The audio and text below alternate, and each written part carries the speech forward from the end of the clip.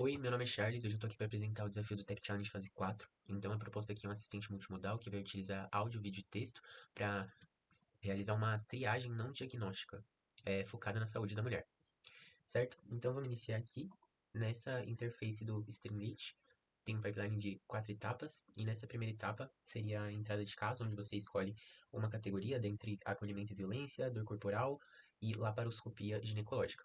Para essa categoria, eu vou iniciar com laparoscopia ginecológica, e as demais eu deixei carregada ali em cima já, só para explicar. Aqui a gente faz o input de alguns dados.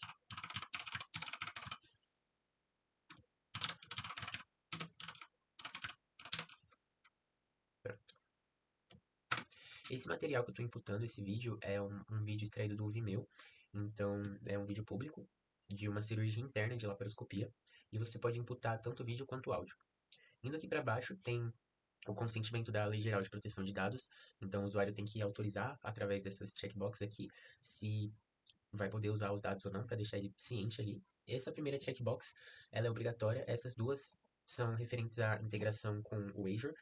Então, se o usuário permitir, vai realizar a conexão com a API e aí vai trazer os dados. Mas se ele não permitir, a gente utiliza uma estratégia de agregação das análise do caso, e a partir dessas métricas geradas após a análise é aplicado um template clínico-técnico para deixar o caso local e determinístico, através dos parâmetros e fatores ali para certa categoria. Então vamos criar aqui um caso e iniciar a análise, vamos executar o processamento, e aqui ele já está iniciando. Vamos ver aqui. Certo. O foco da categoria de laparoscopia é a identificação de instrumentos e sangramento na cirurgia. Então, o modelo do Iolo foi estratégico aqui. Eu basicamente peguei algumas bases do RoboFlow, notei ali que essas bases tinham carência de dados ali suficientes, então integrei um dataset chamado GenSearch, que foi um dataset encontrado por alguns colegas ali, e eu achei que poderia agregar no projeto. Então, vai ser padronizado essas bases no formato do Iolo, vai realizar a unificação das classes, se necessário, o treinamento com o Transfer Learning e a inferência no vídeo, certo? Como aqui o que importa é a instrumentalização e o sangue e o sangramento, os pesos do modelo, os filtros espectrais, persistências temporais e afins foram focados para essa finalidade. Então, pronto, o modelo carregou aqui, então a gente vai dar uma olhada agora em como a aplicação carregou os presos ali, como foram detectados os frames, como foram aplicados os filtros de confiança, espectral, temporal, como os relatórios estão sendo gerados, certo? Vamos para os resultados multimodais aqui. Pronto, nessa página, nessa etapa, é uma inspeção rápida, né, das evidências geradas. Então a gente tem um vídeo aqui que foi imputado lá da cirurgia. Vamos dar uma olhada nele aqui. A gente percebe que não tem uma presença de sangue. Tem um instrumento aqui que está sendo identificado ó, pelas bounding boxes que o Iolo gerou. Só não está, uma coisa que eu notei, que não está sendo detectado continuamente, talvez por ela estar se mexendo ali, porém, ela está presente em alguns frames, como a gente pode notar, certo? Aqui abaixo a gente tem uma quantidade de instrumentos, presença de sangue identificado, o bloco de áudio está oculto aqui, porque eu não imputei nenhum áudio.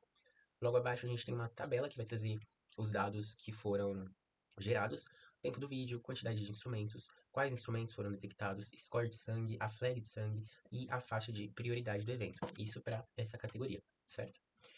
A gente tem um prontuário aqui abaixo, então a análise do vídeo é transformada em um JSON técnico aqui. Então, umas ações prioritárias, a categoria selecionada, o resumo técnico com alguns parâmetros, certo?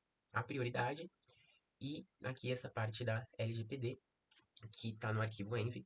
Então, essa, essa parte aí, quando entra em contato com o Azure, também é configurada, certo? Aqui a gente tem uma análise de áudio mais o vídeo, que seria uma junção desse prontuário gerado aqui, mais a análise do áudio, porém, como eu não imputei nenhum áudio, ele vai vir vazio, certo? Aqui a gente tem a mesma coisa, vista de lá de cima, e aqui realmente não tem nada na análise de áudio. Vamos para a etapa final agora, que é o relatório, certo? Essa aqui é a etapa final, do nosso sistema. Então, após o processamento do vídeo, a função objetiva aqui é transformar os dados técnicos, as detecções do modelo computacional em um relatório clínico estruturado, que pode auxiliar o médico em uma possível revisão pós-operatória.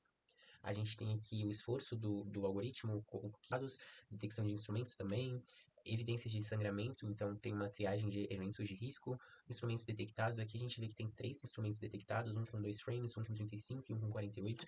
Creio que ali um ajuste dos parâmetros pode, um equilíbrio, né, pode trazer aí uma assertividade maior, mas eu levo em consideração também que o vídeo é bem curto e a pinça ela aparece poucas vezes. Aqui a gente tem uma recomendação de triagem baseada em vídeo também, as limitações desse assistente, metadados, um apêndice, e no final a gente tem um complemento do médico, então ele pode inserir algum tipo de observação aqui. Vou tentar exportar aqui. Não é possível, tem que marcar esses 2 checkboxes aqui, então confirmo que o conteúdo é apoio não diagnóstico, confirmo que os dados foram revisados. Ele faz a exportação, baixa em PDF aqui, e tá tudo evidenciado que foi analisado. Nesse caso de acolhimento e violência, a proposta seria, eu imputei ali um vídeo de uma influencer representando um áudio, um relato real de uma violência doméstica e imputei esse áudio também, extraí e imputei ele aqui. Vamos ver como o nosso assistente. Certo. Aqui nessa primeira etapa a gente pode identificar que o hematoma aparece presente em diversas partes do vídeo, então foi até uma dificuldade que eu tive, porque o hematoma ele é muito próximo do preto, do cinza, do roxo, então fica no processo de desenvolvimento ficou um pouco complicado fazer essa diferenciação assim e ir ajustando os parâmetros até que ficasse de uma melhor forma. Também podemos ver aqui que está identificando o rosto dela, o olho, boca aqui, utilizando a biblioteca do Deepface para detectar esses sentimentos, certo? E proxy de dor também. Então, aqui está identificando, né?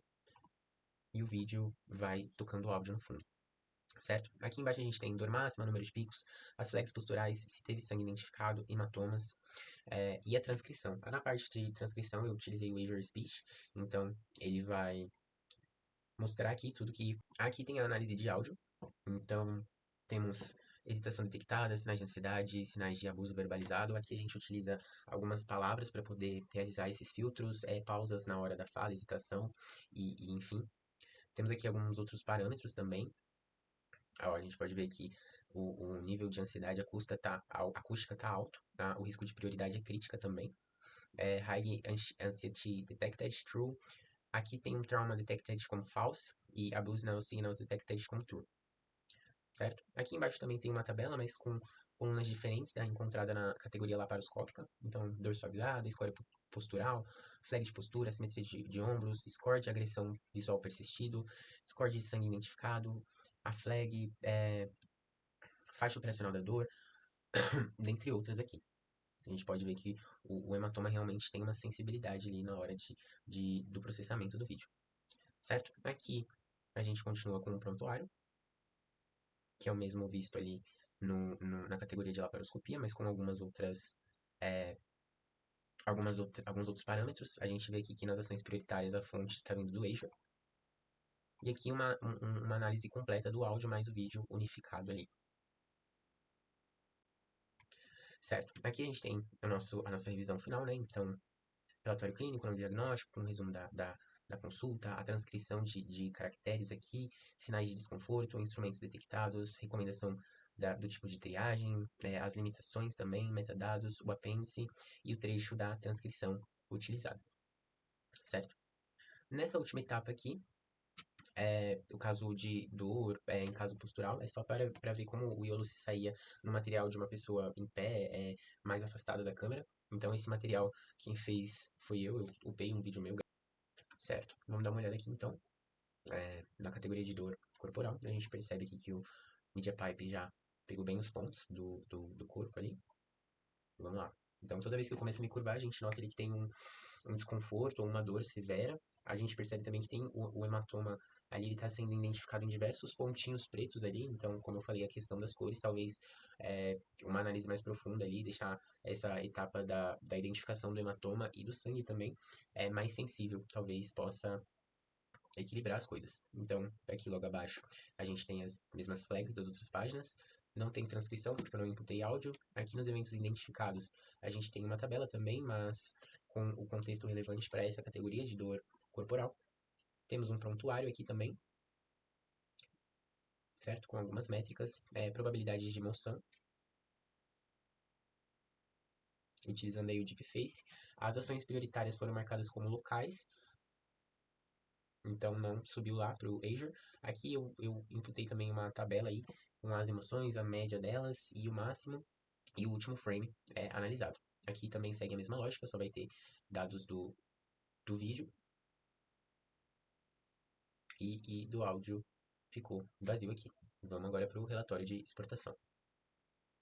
Certo, aqui a gente tem a revisão final, então, para a categoria de dor postural, customizado aqui, então aparece os proxies de dor, score suavizado aqui, frames de momentos críticos, recomendação de triagem, limitações, metadados, apêndices e o complemento. A gente pode observar aqui que o projeto entrega esse assistente multimodal utilizando o YOLO, pose, dor, heurísticas para hematoma, sangramento, análise de áudio com Azure Speech, inclusive a parte de acolhimento ela integra com o Azure OpenAPI, mas eu tive nos últimos momentos aqui de desenvolvimento enfrentando uma política da Azure que não permitia palavras de violência. Então, quando fazia a chamada para API, eles liam que tinham algumas palavras de cunho violento ali, eles não retornavam a requisição. Eu tentei driblar essa política e não consegui, mas tem outras características aqui também, relatório PDF, a postura da LGPD, que é muito importante.